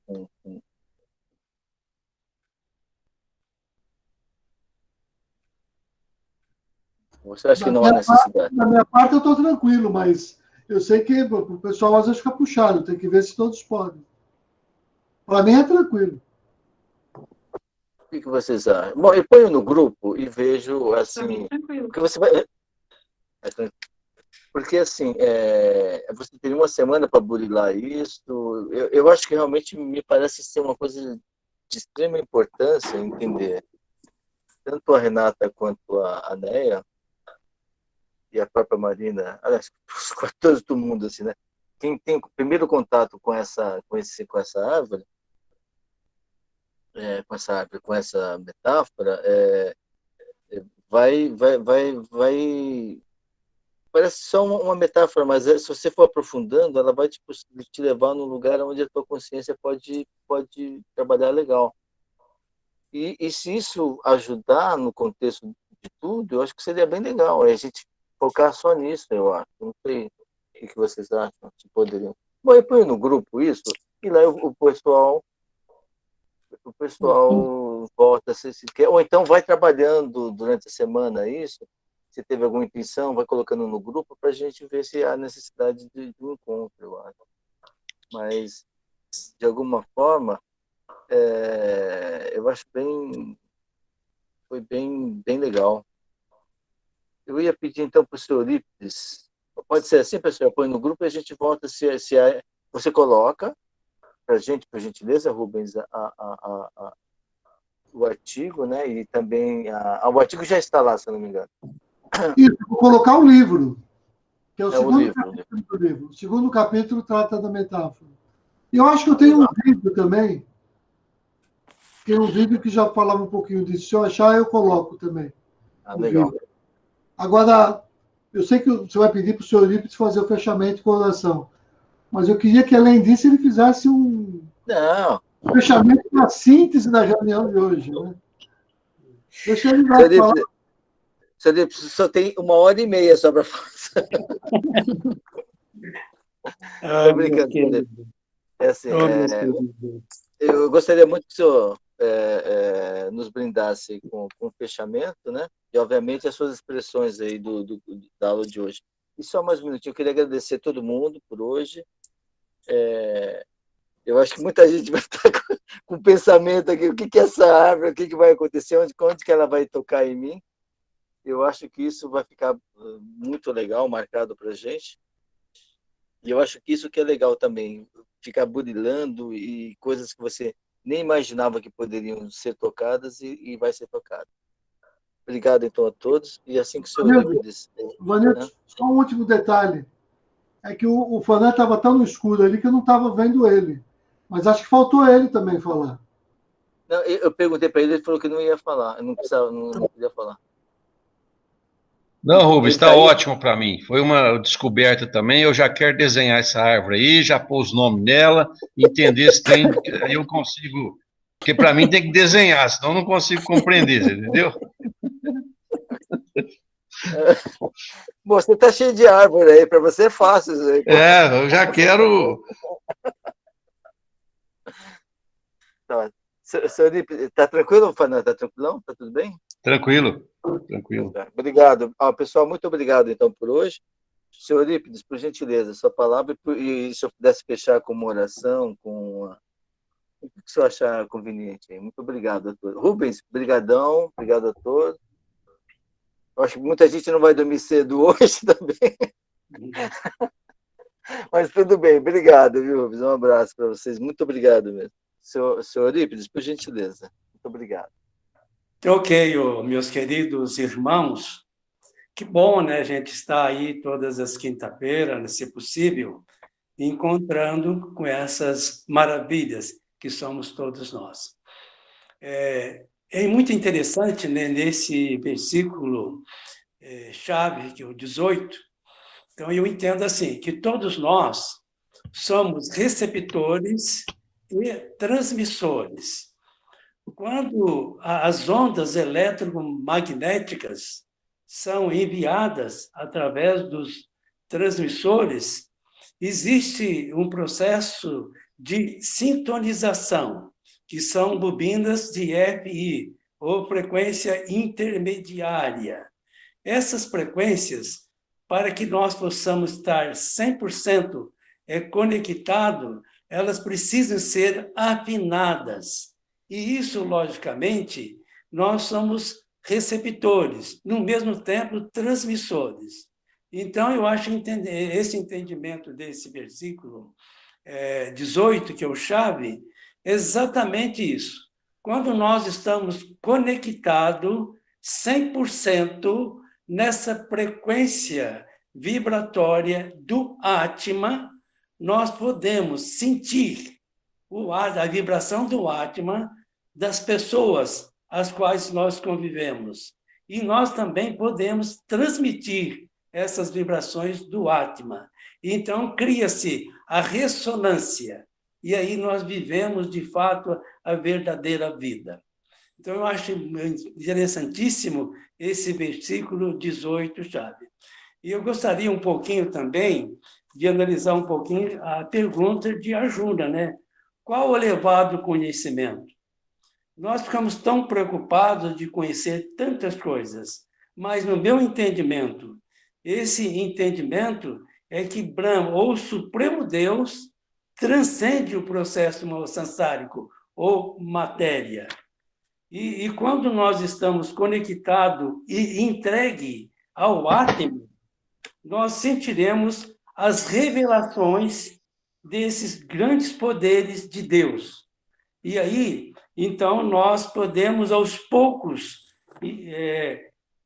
perceber essa grandiosidade de Deus. E agora, qual a maneira de atuar, né? Eu entendo assim, a maneira de atuarmos seria todas as nossas ações ser como se fosse da imanência de Deus. Primeiramente, nós precisamos depois fazer a convergência. Qualquer ato que nós vamos fazer, no meu entendimento, precisamos fazer a convergência. Por quê? Porque aí nós sentiremos o discernimento espiritual. Então, nós aí agiremos, com certeza, com muita eficiência. Esse é o meu entendimento desse capítulo, né? Eu acho fantástico, embora é muito difícil de entender, mas o meu entendimento é esse. Então, eu vou fazer o encerramento. Na presença da divina hierarquia, nós nos entreguemos tal como somos, com todas as nossas virtudes e com todos os nossos defeitos. E roguemos o onipotente poder de Deus, que nos ampare, nos proteja e nos guie sempre em nosso progresso material e espiritual. E vamos pronunciar por 3 vezes o Pranava Om, o nome sagrado de Deus. Coloquemos os nossos pensamentos na luz do coração e inspiremos.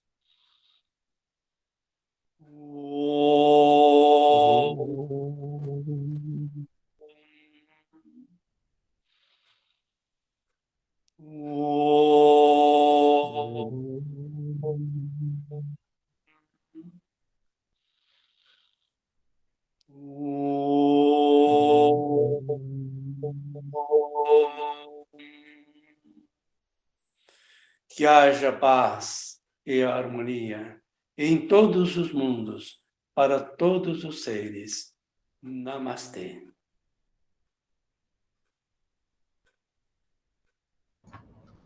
Namastê. Namastê. Namastê. Muito obrigado, pessoal. Muito obrigado. Namastê, muito obrigado também. Rubens, a todos, a cada um de vocês.